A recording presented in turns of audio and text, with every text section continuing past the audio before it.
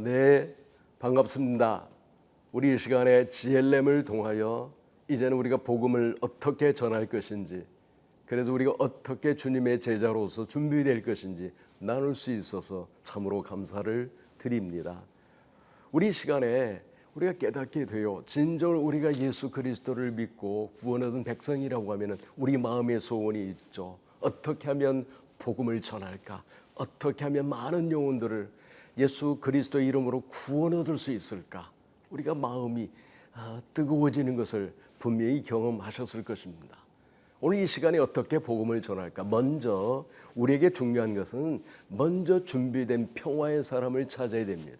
우리 마음 같아서는 모든 사람이 구원 얻기를 원하지만은 결과적으로 보면은 평화의 사람, 준비된 사람들이 있는 것을 보게 됩니다. 바로 이 시간은 어떻게 하면 평화의 사람을 찾는 것이 참으로 중요한 것을 보게 됩니다.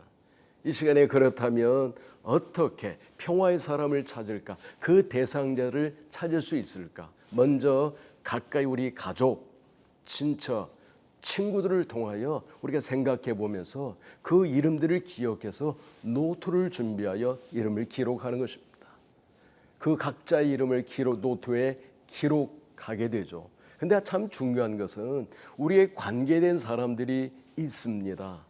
특별히 우리가 결혼식을 하게 되면 결혼의 시기 그 축제 아무나 오지 않고 관계된 사람들이 참여하게 됩니다. 바로 그 사람들의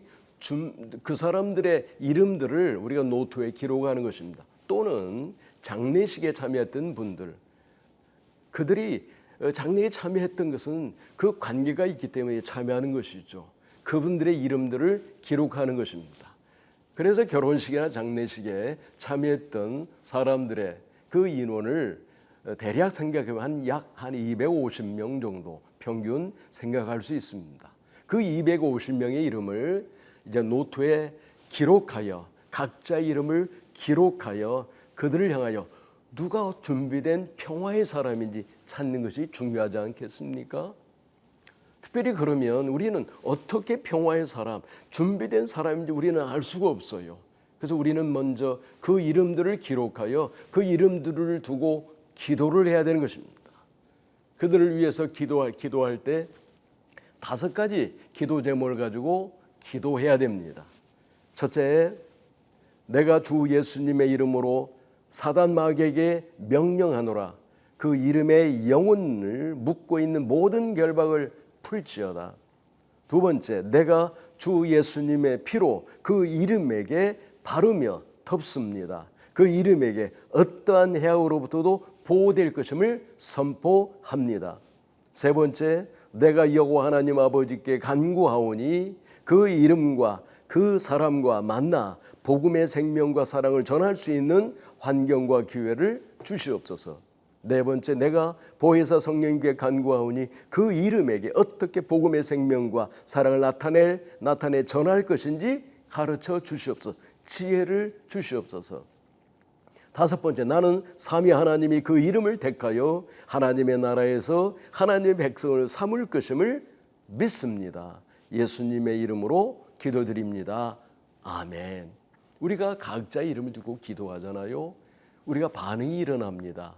만나보고 싶은 사람, 때로는 기도에 했던 사람들로 연락이 오기도 하고 만날 수 있는 기회를 얻기도 하고 그래서 교제할 수 있는 길이 열리는 것을 경험하게 됩니다.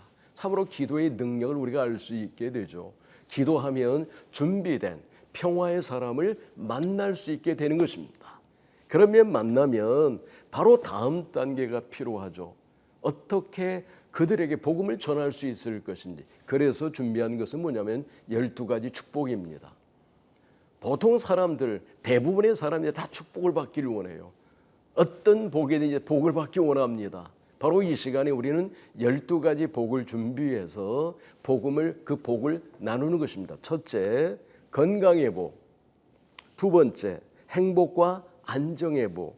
세 번째, 마음의 평안을 얻는 복. 네 번째, 가족 좋은 관계의 복. 다섯 번째, 풍성한 재정의 복. 여섯 번째, 좋은 직장, 그 직업을 갖는 복. 일곱 번째, 좋은 인간 관계, 행복한 인간 관계의 복. 여덟 번째, 지혜의 복. 아홉 번째, 미래의 소망의 복. 열 번째, 용서하고 용서받는 복. 11번째, 영원한 생명의 복. 12번째, 성령 충만한 삶을 살아갈 수 있는 복. 우리가 복을 생각해 보면 12가지 얘기했지만은 각자의 사람들이 어떻게 그들이 원하는지 우리는 마음을 알 수가 없어요. 그래서 여기에서 12가지 복을 통하여 여기서 2가지만 선택하십시오. 이렇게 얘기할 수 있습니다. 2가지만. 다 어떤 분들은 다 이 복을 다 받기를 원합니다. 그래도 2개만 선택하십시오. 2개를 선택한 복을 통하여 대화를 나누는 것입니다. 왜 이 복을 선택했나요? 예를 들어 건강의 복을 받기 원합니다. 그 건강의 복에 대한 내용을 서로 나누게 되는 것입니다. 그래서 왜 건강에 문제가 있었습니까? 어떤 문제가 있었습니까? 그 마음과 그 배경과 그 환경들을 서로 나누어서 이제는 깊은 마음의 교제를 나누게 되는 것이죠. 그 다음에 2번째, 그 가운데 예를 들어서 용서의 복을 받기 원해요. 어떤 미워하는 사람이 있었나요? 어떤 상처가 있었나요? 이렇게 대화를 통해서 그 용서의 복을 나누게 되는 것입니다. 그리하면 그 상대방의 마음과 배경과 삶의 모든 내용들을 서로 나누게 돼요.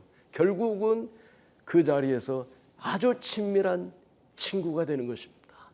마음을 서로 이해하고 나눌 수 있는 친구의 관계가 되면 바로 여기에서 마음이 열렸을 때 이제는 우리는 목적이 뭐냐면은 참된 궁극적인 복, 바로 예수 그리스도를 만나는 복으로 인도를 해야 돼요. 예수 그리스도를 만나면 참된 우리가 정말 하나님이 예비하시는 그 복, 우리 사람들에게는 최고의 복을 누리게 될 수 있는 것이죠.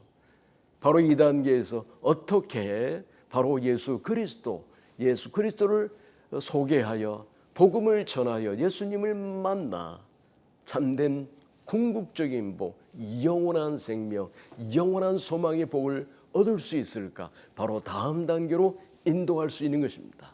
그리하면 어떻게 예수 그리스도를 만날 수 있는가? 바로 여기에는 한 구절을 통하여 복음을 전할 때 바로 예수 그리스도를 만나는데 복음을 전할 때는 정확하고 또 명확하고 아주 단순해야 됩니다. 그래서 예수 그리스도를 진정으로 만날 수 있는 기회, 바로 그것은 로마서 6장 23절의 말씀입니다. 죄의 삭은 사망이요 그러나 하나님의 은사는 그리스도 예수 우리 주 안에 있는 영생이니라. 바로 이 한 구절을 통하여 바로 복음을 바로 전할 수 있는 것이죠. 다시 말씀드리면은 복음은 정확하고 명확하고 아주 쉽게 전할 수 있어요. 그렇고 참으로 중요한 것은 복음을 듣고 예수를 믿을 뿐만 아니라 또 이분이 또 복음을 전할 수 있는 기회를 만들어 줘야 됩니다. 그래서 한 구절을 통하여 정확하게 복음을 전할 것인데 바로 다음 시간에 어떻게 이 복음을 정확하고 명확하고 쉽게 복음을 전할 것인지 바로 설명을 해드릴 것입니다. 그리고 나서 여기에서 우리가 참으로 중요한 것을 발견하는 것은 뭐냐면 예수님은 제자들을 복음을 전하기 위하여 마을로 보낼 때 둘씩 보냈습니다. 왜 팀이 되게 했을까? 둘씩. 그래서 참으로 우리가 깨닫게 되는 것은 우리가 예수 그리스도를 복음을 전하는 자나 예수 그리스도를 전하여 복음을 전하여 믿는 자, 바로 그것은 팀이 될 수 있는 것입니다. 복음을 전할 때 얼마나 큰 기쁨을 누리는지 모르죠. 예수 그리스도를 믿었을 때 그 감격도 아주 크게 될 것을 보여요. 바로 이 순간부터 두 사람은 한 팀이 될 수 있습니다. 누구에게든지 복음을 전할 수 있는 팀이 될 수 있어요. 그래서 성경에 보면 누가복음 10장 1절에서 2절의 말씀을 보면 그 후에 주께서 따로 70인을 세우사 친히 가시려는 각 동네 각 지역으로 둘씩 앞서 보내시며 이르시되 추수할 것은 많되 일꾼이 적으니 그러므로 추수하는 주인에게 정하여 추수할 일꾼들을 보내 주소서 하라. 성경을 보면 둘씩 팀을 만들어서 보내셨던 것을 보게 돼요. 바로 이 순간부터 둘은 아주 정말 소중한 팀이 될 수 있는 것입니다. 그래서 다음 단계로 참으로 이제는 서로 가르치며 가르침을 받고 제자로 나아갈 수 있는, 제자 훈련을 통하여 성숙한 자리에 나갈 수 있는 기회를 얻게 되는 것입니다. 너무나 놀랍고 귀한 아주 순간이요 기회가 될 수 있는 것을 보게 되는 것입니다. 앞으로도 기대가 됩니다. 참으로 감사드립니다.